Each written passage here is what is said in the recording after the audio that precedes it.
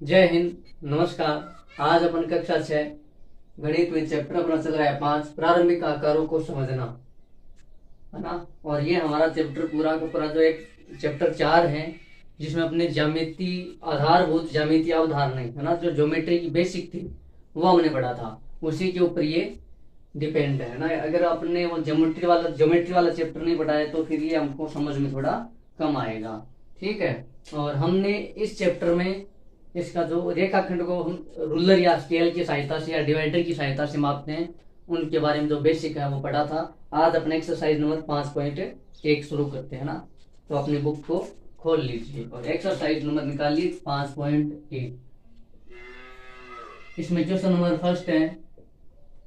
देखो, इसमें जो हमने बेसिक जानकारी पढ़ी थी उनमें से पूछ रखा है कि रेखाखंड की तुलना केवल देखकर करने से ही क्या हानि होती है। कि मान लो हमारे पास दो रेखाखंड है या हमारे पास बहुत सारे रेखाखंड है और उनको हमें केवल देख करके लंबाई बतानी है, तो इससे क्या हानि यानी कि क्या नुकसान हो सकते हैं। तो इससे रेखाखंड की लंबाई पूरी पूरी नहीं बताई जा सकती है ना, त्रुटि रह सकती है, कोई भी गलती रह सकती है। तो क्या हानि है कि रेखाखंड की लंबाई मापन में रेखाखंड की लंबाई में त्रुटि रह सकती है। त्रुटि त्रुटि का मतलब क्या होता है? गलती। त्रुटि रह सकती है, ये हानि है। ठीक है। हम केवल देख करके बताएंगे तो जिनमें बहुत ज्यादा अंतर है तब तो हम बता देंगे कि ये वाला छोटा है और ये वाला बड़ा है, और जिनमें अंतर नए के बराबर हो उनको फिर हम स्केल या डिवाइडर की सहायता से मापते हैं। अगर अपन केवल देख करके बताएंगे तो फिर रेखाखंड की लंबाई में त्रुटि रह सकती है। इसलिए आपको ये लिखना है कि हम रेखाखंड की लंबाई केवल देख करके ही बताएंगे या मापेंगे तो रेखाखंड की लंबाई मापने में त्रुटि या गलती रह सकती है। क्वेश्चन नंबर 2 देखो।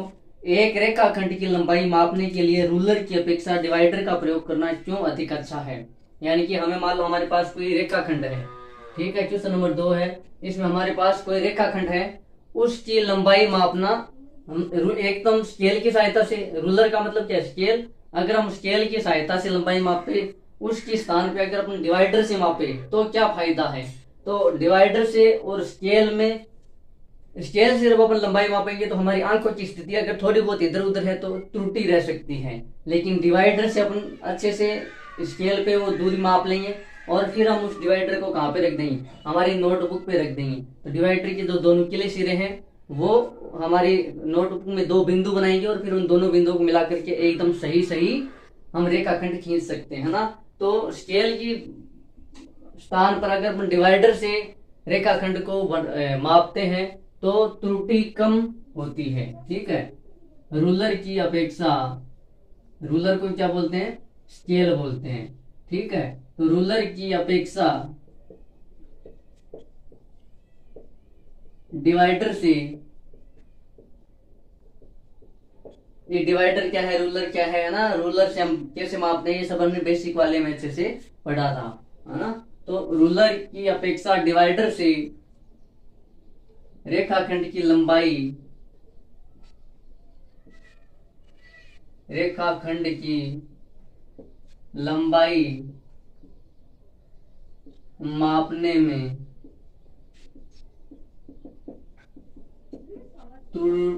त्रुटि रहने की संभावना, यानी कि कोई भी गलती, है ना, त्रुटि रहने की संभावना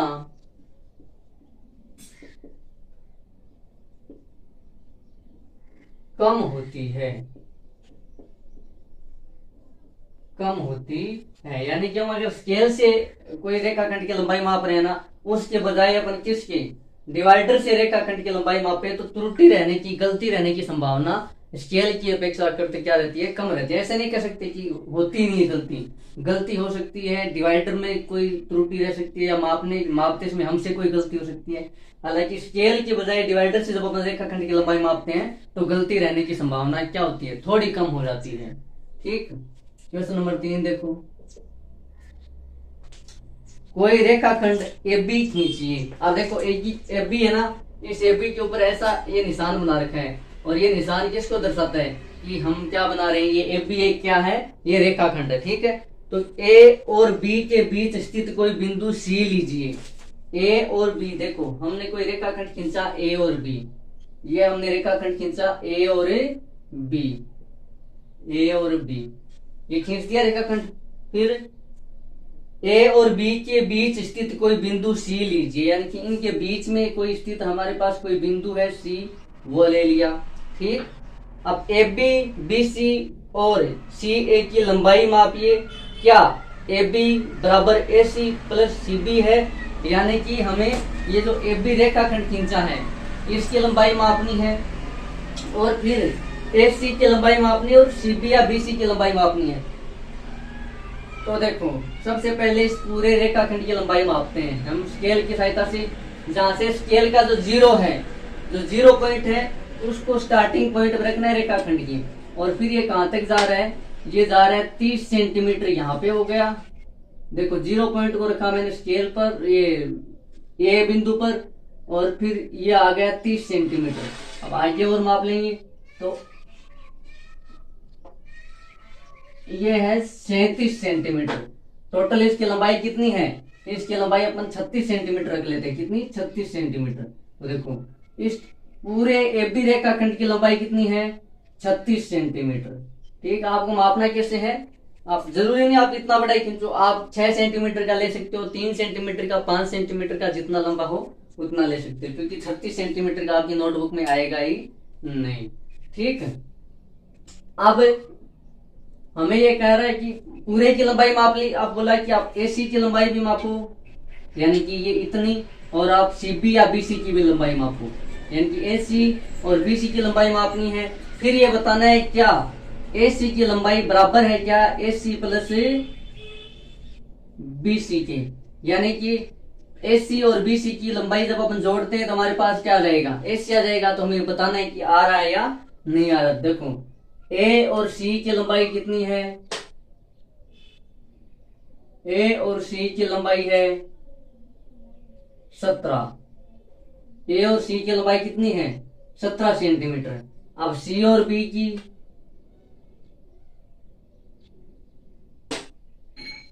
19 सेंटीमीटर। सी और बी, ये जो सी बी या बी सी, देखो इसको सी बी भी बोल सकते हैं और इसको बी सी भी बोल सकते हैं, उल्टा भी इसको ए सी भी बोल सकते हैं, इसको सी ए भी बोल सकते हैं। इसकी लंबाई कितनी है, 19 सेंटीमीटर। अब बताओ ए सी, यानी कि हमें पूरी की लंबाई इन दोनों को जोड़ने पर आ रही है क्या, तो देखो अपन जोड़ते हैं। ए सी कितना है, 17 सेंटीमीटर, फिर प्लस बी सी कितना है, 19 सेंटीमीटर। अब 17 और 19 को जब आप जोड़ोगे, इन दोनों को जब आप जोड़ दोगे, तो ए सी बराबर आ जाएगा हमारे पास कितना, 36 सेंटीमीटर। अब जरूरी नहीं इतना, आप कोई छोटा सा, कितना भी आप कोई रेखा की खंड मान लो खींच लेते ऐसे ही, फिर आपको उसकी लंबाई, उसके बीच में कोई एक बिंदु लेना है सी। ठीक, फिर आपको ए सी मापना है और बी सी मापना है, और फिर उन दोनों को जोड़ने पर क्या ये ए बी के बराबर आ रहा है, सॉरी ए सी नहीं है, ये पूरा रेखाखंड कौन सा है, ए बी है। ए बी की हमें पता है टोटल लंबाई 36 सेंटीमीटर, क्योंकि हमने माप के देखा है। अब ये 17 सेंटीमीटर है, ये 19 सेंटीमीटर है, लेकिन ये पूरी तो 36 सेंटीमीटर है ना, तो इनका जब आप वापस जोड़ेंगे तो 17 और 19 कितना हो जाएगा, 36 सेंटीमीटर हो जाएगा। और अगर अपने इसको बीच में कहीं भी स्थित हो सकता है, अगर ये मध्य बिंदु होता ना, सी इसका मध्य बिंदु होता, तो ये सी यहाँ पर होता, कहाँ पर, यहाँ पे, और फिर इसका ये सी मध्य बिंदु होता, तो फिर इधर भी 18 सेंटीमीटर और इधर भी 18 सेंटीमीटर, अगर ये सी क्या होता, मध्य बिंदु होता तो। ठीक, आप देखो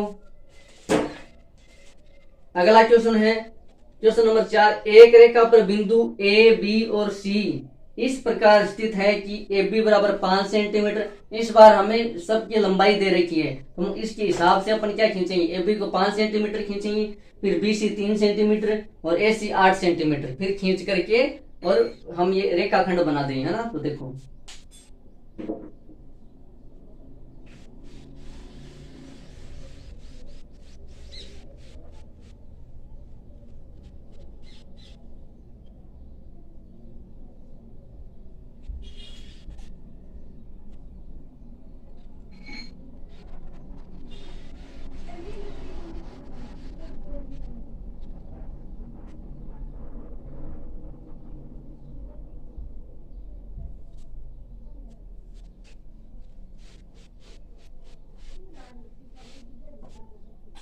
अगला क्वेश्चन, क्वेश्चन नंबर 4 अपन कर रहे हैं।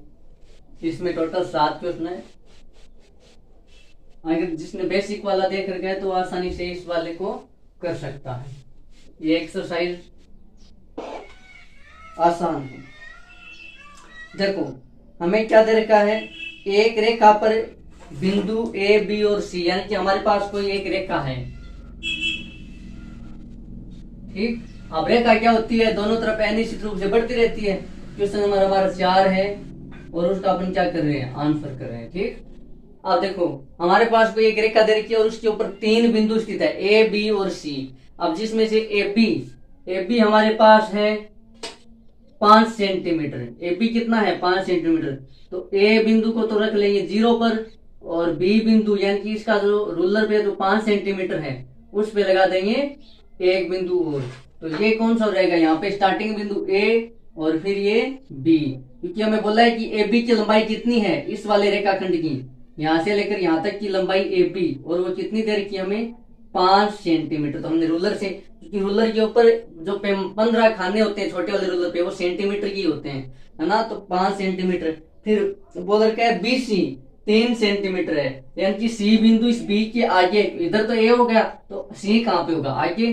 तो यहाँ से बी से अपन बी बिंदु पर अपन स्केल का 0 पॉइंट रखेंगे और 3 सेंटीमीटर जहां पे आएगा वहां अपन क्या लगा देंगे, एक बिंदु और लगा देंगे, और वो बिंदु क्या हो जाएगा, सी। यानी कि यहां से लेकर के यहां तक ये जो बी सी है, बी सी उसकी लंबाई कितनी दे रखी है, 3 सेंटीमीटर। ठीक है, अब क्या पूछ रखा है कि और एसी 8 सेंटीमीटर है, इनमें से कौन सा बिंदु अन्य दोनों बिंदुओं के बीच स्थित है। तो देखो अब हमें पता है ए बी कितनी है, 5 सेंटीमीटर, बी सी कितनी है, 3 सेंटीमीटर। तो ए सी ये टोटल तो कितनी हो जाएगी, इन दोनों को जोड़ने पर टोटल हो जाएगी। तो ए सी यानी कि जब आप ए सी पे वापस स्केल रखोगे तो आपके पास ये कितना आ जाएगा, ये 8 सेंटीमीटर आ जाएगा। ठीक, आपका ये इतना बड़ा नहीं बनेगा क्योंकि हाँ 8 सेंटीमीटर हमारा ये हो जाएगा। तो ए सी, तो देखो ए बी और बी सी को जब अपन जोड़ देंगे तो ये पूरा ए सी हो जाएगा, और इसकी लंबाई हम या तो जोड़ दो, देखो 5 प्लस बी सी कितना है, 3, तो ए सी कितना हो जाएगा, ए सी हो जाएगा 8 सेंटीमीटर। अगर अपन माप के देखेंगे तो भी कितना रहेगा, 8 सेंटीमीटर। अब देखो 5वां क्वेश्चन देखो, जांच कीजिए कि संलग्न आकृति, यानी कि हमें एक आकृति दे रखी है, आकृति में डी रेखाखंड एजी का मध्य बिंदु है। अब हमें देखो एक आकृति दे रखी है इसी तरह की है ना, तो ये क्वेश्चन नंबर 4 हो गया। क्वेश्चन नंबर 5 देखो, देखो हमारे पास एक इस प्रकार एक आकृति दे रखी है जिसमें देखो यहां से शुरू कर रखा है 0, फिर 1 2 3 4 5 6 7 तक दे रखा है, और बिंदु यहां से दर्शा रखे हैं कि यहाँ पे ए है, फिर A B C D E F और जी, है ना, यानी कि यहां से इन्होंने बिंदु, यहाँ पे एक बिंदु लिया ए, यहाँ पे 2 पे एक बिंदु लिया बी, 3 पे लिया सी डी, 4 पे लिया बिंदु डी, और 5 पे लिया बिंदु ई, 6 पे लिया बिंदु एफ और 7 पे लिया बिंदु जी। अब ये क्या पूछ रखा है कि हमें ये बताना है कि ये जो आकृति में डी, यानी कि ये जो बिंदु डी है, ये जो रेखाखंड है ना ए जी, यहां से लेकर के देखो ये पूरी तो रेखा है, अब इस पे यहाँ एक निश्चित लंबाई हमें बता दी ए जी, ये जो रेखाखंड है यानी कि यहां से लेकर के यहां तक ये जो रेखाखंड है उसका ये डी मध्य बिंदु है, ये हमें चेक करके बताना है। तो हम कैसे चेक करेंगे, हम लंबाई मापेंगे, यानी कि ए से लेकर के लंबाई मापने की जरूरत नहीं, देखो हमें दे रखा है यहाँ से, देखो अब आप ये यहां से नहीं देखोगे, अब ये एक तो 0 से लेकर यहाँ तक 1 आया है, तो आप देखोगे ऐसे देखोगे तो ये 1 से लेकर 7 तक जा रहा है, तो 7 तो बीच में नहीं होगा। लेकिन आप यहां से देखो 1 सेंटीमीटर, अगर हम सेंटीमीटर में इसमें माने को लेते हैं तो यहां से लेकर यहां तक चला तब 1 सेंटीमीटर हुआ है ना। लेकिन अब हमें तो ए से लेकर जी तक स्टार्ट करना है, तो अभी अपन जब इसको मापेंगे ना हम हमारे रूलर या स्केल की सहायता से भी इसको माप सकते हैं, है ना।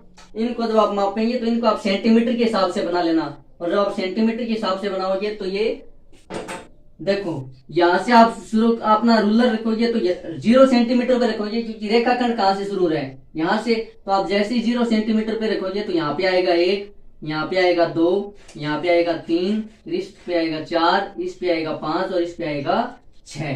तो ये देखो 3, अब 3 क्या होता है, बीच में ही स्थित है 3, क्योंकि 6 का आधा कितना होता है, 3 होता है, यानी कि इसके बीच में क्या है, ये डी। अब हमने यहाँ से 0 से क्यों स्टार्ट किया, क्योंकि ये रेखाखंड हमें क्या दे दिया अभी, एजी। अब एजी रेखाखंड है तो हम ए बिंदु से ये क्या हो रहा है, शुरू हो रहा है, और जी पे क्या हो रहा है, पूरा हो रहा है रेखाखंड। तो हम हमारा जो रूलर है या स्केल है उसको ए बिंदु पे रखेंगे, रूलर का जो 0 वाला पॉइंट है उसको ए बिंदु पे रखेंगे, और फिर यहाँ तक देखो तो 1 सेंटीमीटर यहाँ आएगा, 2 सेंटीमीटर यहाँ, 3, 4, 5, 6, और 6 का था कितना होता था 3, और 3 पर हमारा क्या आ रखा है, डी आ रखा है। इसलिए हम क्या कर देंगे कि बिंदु डी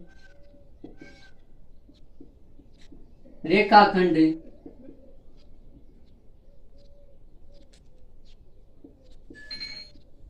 एजी का मध्य बिंदु है ना। साथ में लिख देना एडी बराबर भी 3 सेंटीमीटर और डीजी बराबर भी कितना, 3 सेंटीमीटर, क्योंकि टोटल कितना हो रहा है, 6 सेंटीमीटर हो रहा है। तो एडी यानी कि यहाँ से लेकर के यहाँ की लंबाई 3 सेंटीमीटर। देखो अब आपने यहाँ पे 0 रखा तो एक यहाँ पे आएगा 1 सेंटीमीटर, 2 सेंटीमीटर, 3 सेंटीमीटर, फिर इसके आगे भी देखो 1 सेंटीमीटर, 2 सेंटीमीटर, 3 सेंटीमीटर, यानी कि डी से 3 सेंटीमीटर दूर ए है और डी से 3 सेंटीमीटर क्या है, जी है। अब जब डी से इन दोनों बिंदुओं की दूरी सेम है, इसका मतलब क्या है, डी इन दोनों का क्या है, बीच में है। भी कोई बिंदु एकदम बीचों बीच, मध्य, मध्य का मतलब क्या होता है, दोनों से समान दूरी पे हो, वो होता है बीच में मध्य, है ना। तो ये डी बिंदु है वो जी से भी 3 सेंटीमीटर दूरी पर है और ए से भी 3 सेंटीमीटर दूरी पर है, जब अपन रूलर से मापते हैं तब, ठीक है। तो ये क्या हो गया, डी मध्य बिंदु हो गया। अगला क्वेश्चन है क्वेश्चन नंबर 6।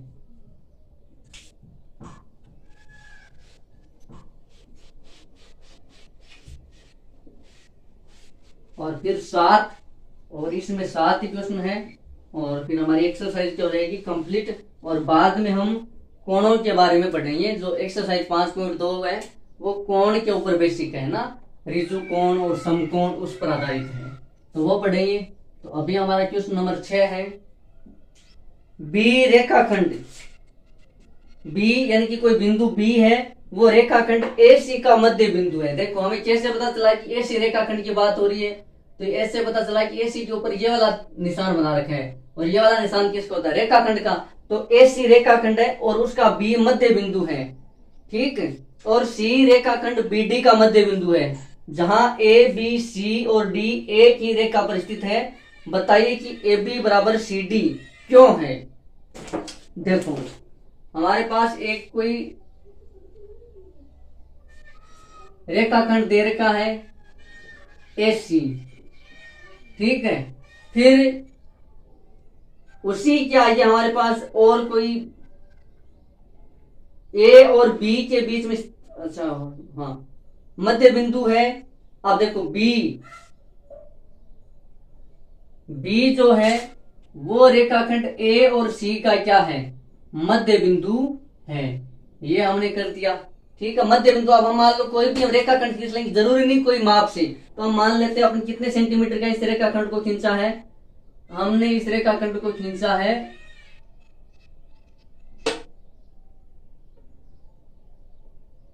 10 सेंटीमीटर का। कितना खींचा है, 10 सेंटीमीटर का। अब अगर बी इसका मध्य बिंदु है तो ये ए बी, ये वाली दूरी भी 5 सेंटीमीटर और ये वाली भी 5 सेंटीमीटर। तो आप 10 सेंटीमीटर का, 5 सेंटीमीटर का, 4 सेंटीमीटर का कितना भी खींच सकते हो। तो अगर मान लो आपने 5 सेंटीमीटर, अगर मान लो आपने 4 सेंटीमीटर का रेखाखंड खींचा तो फिर मध्य बिंदु बी कहां पे आ जाएगा, 2 सेंटीमीटर पर। अगर आपने 6 सेंटीमीटर का रेखाखंड खींचा तो बी कहां पे आ जाएगा, 3 सेंटीमीटर पर, ठीक है। मध्य बिंदु हमेशा आधी दूरी पर हमें करना है। तो कुल दूरी कितनी होती है, उसका आधा कहां पे आ जाएगा, मध्य बिंदु पर आ जाएगा। तो हमने टोटल दूरी कितनी ली, 10 सेंटीमीटर। अब इसी ये जो है रेखाखंड, ये एक रेखा पर स्थित होता है, क्योंकि रेखा का भाग होता है रेखाखंड, है ना। ये एक रेखा पर है स्थित है, ठीक। और यहां से लेकर के ए से लेकर के सी तक की लंबाई कितनी है, 10 सेंटीमीटर हमने ले लिया है।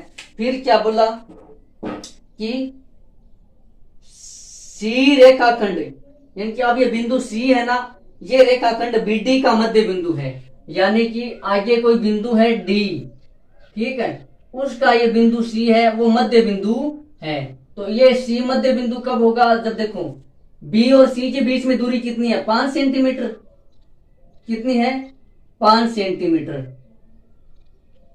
बी और सी के मध्य दूरी 5 सेंटीमीटर है, क्यों, क्योंकि हमने ए और सी को कितना बनाया है, 10 सेंटीमीटर। तो इधर भी 5 सेंटीमीटर और इधर भी 5 सेंटीमीटर, ठीक। अब ये जो बिंदु सी है, ये इस रेखाखंड बी और डी का क्या है, मध्य बिंदु है। तो जब मध्य बिंदु का, तो ये वाली दूरी 5 सेंटीमीटर है, तो इधर वाली जब 5 सेंटीमीटर होगी तभी ये क्या होगा, मध्य बिंदु होगा। तो हम सी से डी तक क्या खींच लेंगे, 5 सेंटीमीटर की एक खींच लेंगे बिंदु, ठीक। तो ये वाला जो है, ये रहा यहाँ पे 5 सेंटीमीटर यहाँ पर आ जाएगा, तो ये बिंदु डी। अब यहां से लेकर के यहां तक की भी दूरी कितनी है, 5 सेंटीमीटर। तो टोटल बीडी रेखाखंड की दूरी कितनी हो गई, 10 सेंटीमीटर। तो ये हमने बना दिया, है ना। देखो ये जो बिंदु बी है, वो रेखाखंड एसी का मध्य बिंदु है, रेखाखंड एसी का क्या है, मध्य बिंदु। अब एसी की टोटल लंबाई कितनी है, 10 सेंटीमीटर। और अब ये बी कहां पे स्थित है, ए से भी 5 सेंटीमीटर और सी से भी 5 सेंटीमीटर। तो बी क्या हो गया, रेखाखंड एसी का मध्य बिंदु। अब ये जो बिंदु सी है, वो रेखाखंड बीडी का मध्य बिंदु है। तो बीडी का मध्य बिंदु क्यों है, क्योंकि सी भी देखो 5 सेंटीमीटर दूर है बी से, और डी से भी कितना है, 5 सेंटीमीटर। और बीडी की टोटल लंबाई कितनी है, 10 सेंटीमीटर। इसलिए ये क्या है, ए बी बराबर सी डी, यानी कि अब देखो ए बी बराबर बताओ कितना, देखो यहाँ पे आप चित्र को देखो, ए बी कितना है, ए बी है 5 सेंटीमीटर। और सी डी देखो, सी और डी ये भी कितना है, 5 सेंटीमीटर। सी डी भी कितना है, 5 सेंटीमीटर। अब देखो ए बी की भी 5 सेंटीमीटर, सी डी की भी 5 सेंटीमीटर। इसका मतलब ए बी और सी डी, इनकी दोनों की लंबाई क्या है, बराबर है। ए बी बराबर है C D, A B C D के बराबर है। क्यों है, क्योंकि ए बी की लंबाई 5 सेंटीमीटर, सी डी की भी लंबाई 5 सेंटीमीटर। अब हम कह सकते हैं कि ए बी भी 5 सेंटीमीटर और सी डी भी 5 सेंटीमीटर, दोनों बराबर है। और इन दोनों की लंबाई कितनी है, 5 सेंटीमीटर है, ठीक है। लास्ट में पूछ रखा था कि ए बी बराबर सी डी क्यों है, तो क्योंकि ए बी भी 5 सेंटीमीटर दूरी पर है, ए बी की भी दूरी कितनी है, 5 सेंटीमीटर। देखो यहाँ पे आप कारण ये लिख दिया है, मैं लिख देता हूँ। क्योंकि ए बी की लंबाई 5 सेंटीमीटर तथा सी डी की लंबाई भी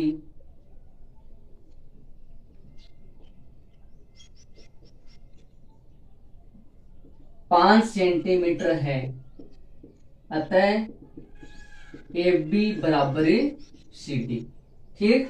अब देखो लास्ट क्वेश्चन, क्वेश्चन नंबर 7। 5 त्रिभुज खींचिए और उनकी भुजाओं को मापिए। प्रत्येक स्थिति में जांच कीजिए कि किन्हीं दो भुजाओं की लंबाइयों का योग तीसरी भुजा की लंबाइयों से सदैव बड़ा होता है। यानी अब त्रिभुज क्या होता है, वह बहुभुज जिसमें 3 भुजाएं होती है, 3 भुजाओं से घिरी हुई बंद आकृति। हमने बोला था जब बहुभुज पढ़ा था तब कि बहुभुज में बंद आकृति होना जरूरी है, ये पहली शर्त है बहुभुज होने के लिए, बंद आकृति, ठीक है। और सीधी भुजाओं से बनी हुई बंद आकृति क्या होती है, बहुभुज। अब त्रिभुज क्या होता है, सबसे कम भुजाओं वाला बहुभुज। और कितनी भुजा होती है त्रिभुज में, 3 भुजा होती है। तो हमें 5 त्रिभुज बनाने हैं और हमें एक नियम सिद्ध करना है कि त्रिभुज की किन्हीं 2 भुजाओं की लंबाई तीसरी भुजा की लंबाई से हमेशा क्या होती है, ज्यादा होती है। हमें ये वाला रूल क्या करना है, ये वाला नियम हमें सिद्ध करना है। देखो क्वेश्चन नंबर 7 है, जिसमें मैं पहला त्रिभुज बना रहा हूं। यानी कि हमें त्रिभुज ऐसे बनाना है, फिर हमें उसकी लंबाई मापनी है माप करके बताना है कि इसकी लंबाई कितनी है, इसकी लंबाई कितनी है। तो देखो मैं 5 त्रिभुज बना देता हूं और बाद में फिर इनकी लंबाई माप लेंगे। अलग अलग प्रकार से अलग अलग त्रिभुज बना देते हैं 5।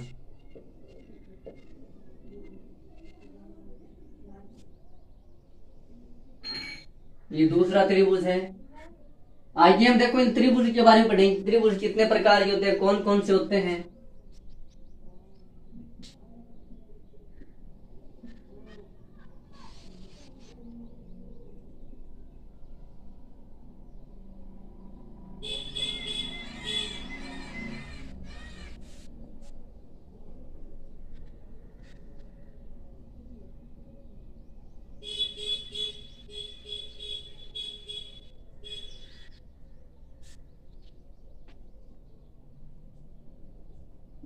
यानी कि हमें जरूरी नहीं, हमें हमारे मन से त्रिभुज 3 भुजाओं से घिरी हुई बंद आकृति बनानी है और फिर उनकी लंबाइयां मापनी है। तो अपन स्केल से लंबाइयां माप माप के बता देंगे।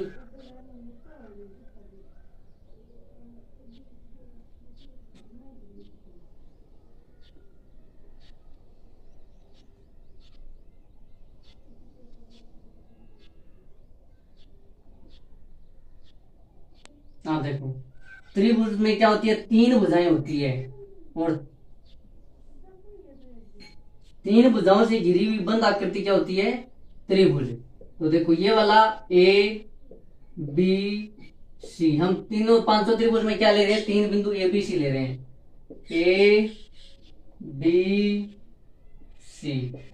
तो देखो 3 भुजा हो गई ना, ए बी एक भुजा, ये पहली भुजा, बी सी दूसरी भुजा और ए सी तीसरी भुजा। तो 3 भुजाओं से घिरी हुई आकृति क्या होती है, त्रिभुज होती है। तो 3 भुजा है, इसमें घिरी हुई बंद आकृति, देखो ये बंद आकृति है इसलिए क्या एक बंद वक्र भी है। ये तीसरी भुजा है, देखो ए बी और ए सी। फिर देखो ए बी और सी, ये पहली भुजा हो गई, ये दूसरी हो गई, ये तीसरी हो गई।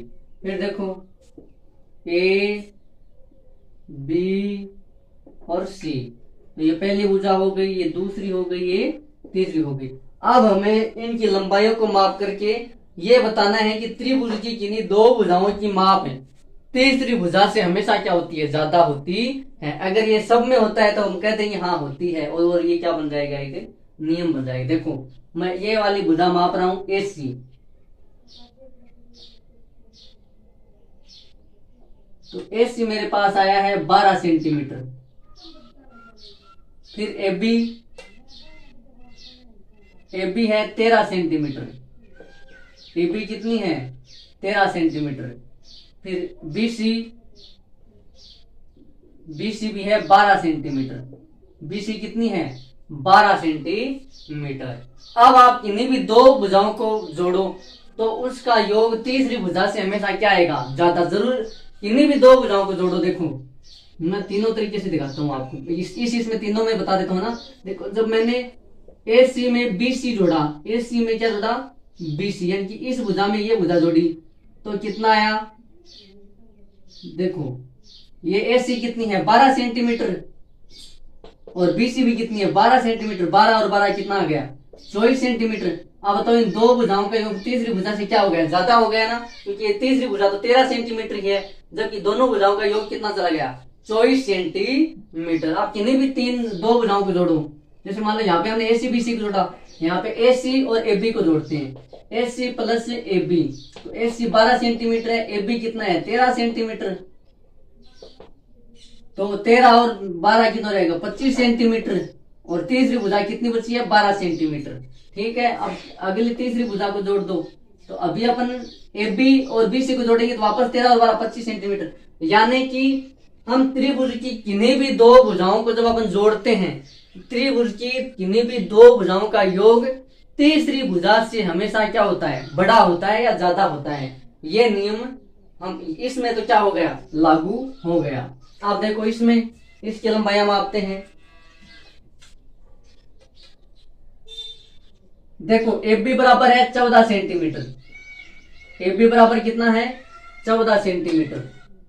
फिर AC बराबर है 21 सेंटीमीटर। AC बराबर कितना है? 21 सेंटीमीटर। जब भी आपको रेखाखंड की लंबाई मापनी हो तो जहां से लंबाई मापना शुरू करें उस पे इस रूलर का 0 वाला पॉइंट रखना है, ठीक है। और फिर जो दूसरा वाला पॉइंट जिस पर जा रहा है वो हमारी क्या हो जाएगी? लंबाई हो जाएगी। अब BC देखो, BC है 24 सेंटीमीटर। BC कितनी है? 24 सेंटीमीटर। अब ये 3 भुजा हो गई। अब हमें ये देखना है कि किन्हीं भी 2 भुजा का योग तीसरी भुजा से कम तो नहीं रह रहा है ना। अगर कम रह गया तो ये वाला रूल क्या हो जाएगा? टूट जाएगा, है ना। तो कम नहीं रहेगा क्योंकि त्रिभुज की 2 भुजाओं का योग तीसरी भुजा से हमेशा ज्यादा होता है। ये रूल है, ये नियम है। तो देखो किन्हीं भी 2 भुजाओं को जोड़ो तो मैं देखो AB में जोड़ रहा हूं AC। AB में क्या जोड़ेंगे? AC। तो AB बताओ कितना है? 14 सेंटीमीटर। और फिर AC कितना है? 21 सेंटीमीटर। अब 14 और 21 कितना हो जाएगा? तो 21 और 10 31 और 4 35 सेंटीमीटर। जबकि ये कितना है? ये तीसरी भुजा 24 सेंटीमीटर ही है ना। ये किन्हीं भी 2 भुजाओं का योग तीसरी भुजा से हमेशा क्या होता है? ज्यादा ही होता है। इन दोनों को जोड़ लो तो इनको तो आराम से पता चल रहा है कि 24 और 21 को जोड़ेंगे तो 14 से तो ज्यादा चला जाएगा, है ना। तो इसलिए भी क्या हो रहा है? लागू हो रहा है कि किन्हीं भी 2 भुजाओं का योग तीसरी भुजा से क्या होता है? अधिक होता है। अब इसको देखो, इसमें AB बराबर है 19 सेंटीमीटर। AB बराबर कितना है? 19 सेंटीमीटर। फिर देखो AC, तो AC देखो 30 तो यहीं पे आ गया। ये बोर्ड पे ना इतने बड़े बड़े बनाए, जबकि 30 सेंटीमीटर या आपको बनाने नहीं, आपको 4 सेंटीमीटर 5 सेंटीमीटर 6 सेंटीमीटर इतनी भुजाएं रखनी है, ठीक है। 30 और आगे 4 34, यानी कि ये टोटल कितना हो गया? ये हो गया 34 सेंटीमीटर, ठीक। और फिर ये यहां से BC की लंबाई, तो BC की लंबाई है 22 सेंटीमीटर। BC की लंबाई कितनी है? 22 सेंटीमीटर। अब देखो मैं रूलर से माप रहा हूं ना तो थोड़ी बहुत त्रुटि रह सकती है। आप मैंने यहाँ पे मापा ना तो मेरी आंखों की स्थिति मान लो थोड़ी बहुत हुई तो फिर थोड़ा बहुत पॉइंटों में ऊपर नीचे जा सकता है। इसीलिए स्केल से मापने पे त्रुटि रह सकती है आंखों की स्थितियों में। अगर हमारी आंखों की स्थिति सही नहीं है तो फिर स्केल से मापेंगे तो वहां पे हमें त्रुटि रह जाएगी, है ना। लेकिन जब अपन डिवाइडर से मापेंगे तो स्केल की अपेक्षा त्रुटि या गलती रहने की संभावना क्या होती है? कम होती है। अब देखो किन्हीं भी 2 भुजाओं को जोड़ो तो AB बराबर AB और दूसरी भुजा को जोड़ रहे हैं इसको AC। तो AB कितनी है? 19 सेंटीमीटर। AC कितनी है? 34 सेंटीमीटर। तो दोनों कितनी हो जाएगी? इससे तो ज्यादा जाएगी तीसरी भुजा से, ठीक है। देखो ये हो जाएगी हमारी 50 सेंटीमीटर। तो इससे तो बहुत ज्यादा है ना। ये त्रिभुज की किन्हीं भी 2 भुजाओं का योग जब अपन करते हैं तो हमेशा तीसरी भुजा से क्या जाता है? ज्यादा जाता है। तो इसमें भी क्या हो रहा है? लागू हो रहा है। अब इसमें देखो AB कितना है? तो AB है 20 सेंटीमीटर। AB कितना है? 20 सेंटीमीटर। AC तो देखो 30 तो यहीं पे हो गया,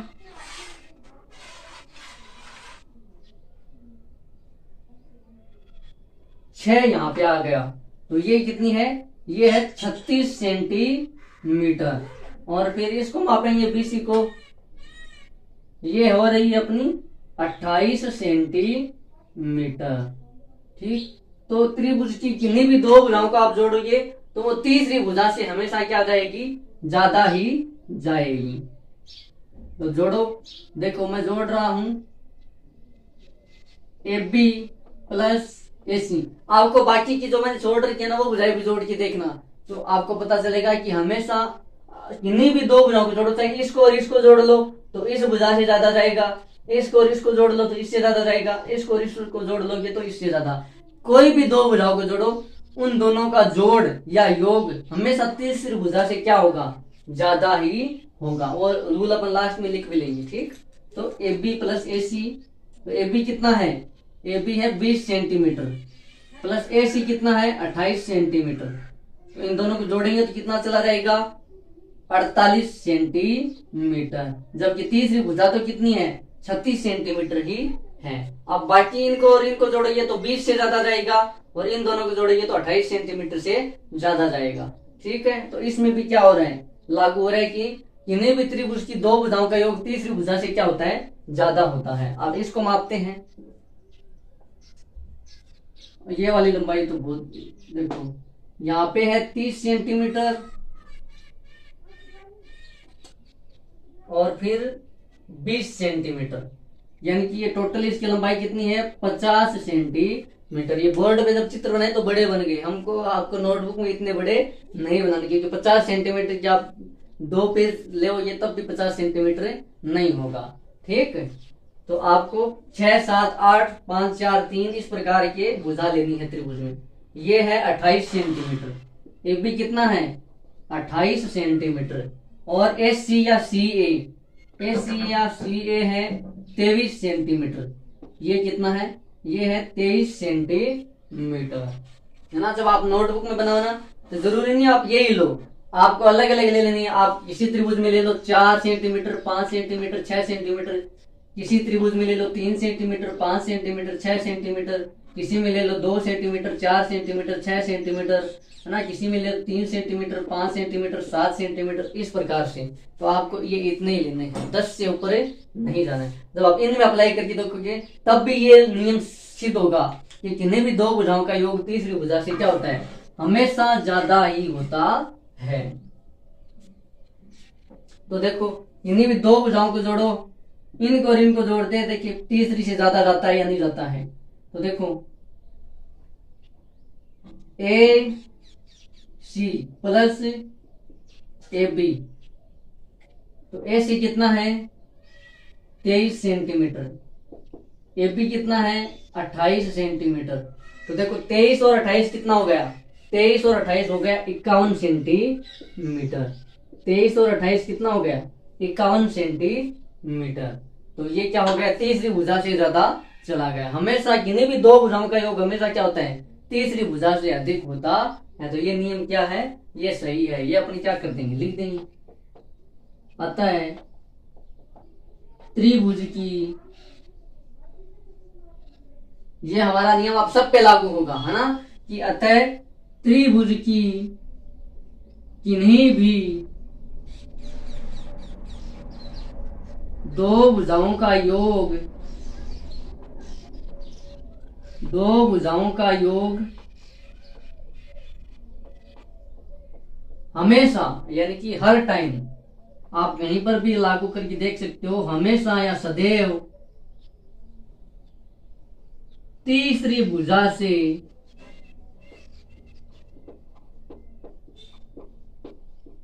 है ना। अतः त्रिभुज की आप भुजाओं का योग का मतलब क्या है, भुजाओं की लंबाइयों का योग, लंबाई या मापों का योग, ठीक है ना। इसको पूरा लिखो, किन्हीं भी दो भुजाओं की लंबाई, इसी को अपन क्या बोलते हैं, माप भी बोलते हैं, ठीक है। लंबाई या माप का योग हमेशा तीसरी भुजा के, हमेशा तीसरी भुजा की लंबाई, या फिर लंबाई को अपन क्या बोलते हैं, माप से